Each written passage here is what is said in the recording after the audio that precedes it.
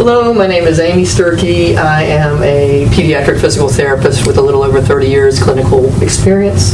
I'm here with Sebastian, and he has spastic quadriplegic cerebral palsy. He is 6.5 years old.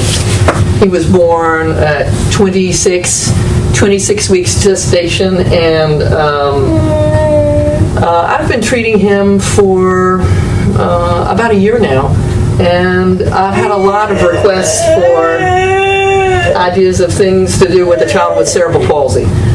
So let's just start simple. I recommend working on head control from the very beginning with a child with cerebral palsy. Sebastian has a tricky time with head control. As you can see, I'm using my elbow up to support his head now. I recommend, it's so fun and easy to hold a child with cerebral palsy like this, where you're always supporting his head and neck and he can't develop it.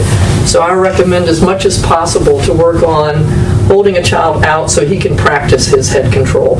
You can see that it's pretty quick for him to lose his head control, so you just want to get him back into a good upright position. And we've been working really hard with him to fix his head. We've asked everybody to give the same verbal cue of telling him what to do so he'll understand what we want. So if you notice, I've dumped his hips down between my legs just a little bit to get a little bit more than 90 degrees hip flexion to be able to encourage his tone to break up a little bit. He has a strong extensor tone thrust. Thanks for the demonstration.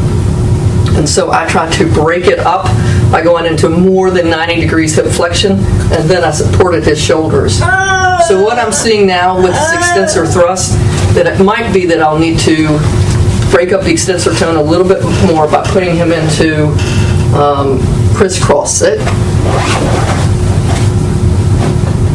And it's a little bit easier for him to hold his head upright. So these are just simple ideas for you to start working on head control. See how I'm using my elbow to help him get his head back up. And it's something that the more he practices it, the better he'll get. I hope this is a simple idea for you to work on at home, to work on head control with a child with cerebral palsy. Sebastian and I say, see you later next time.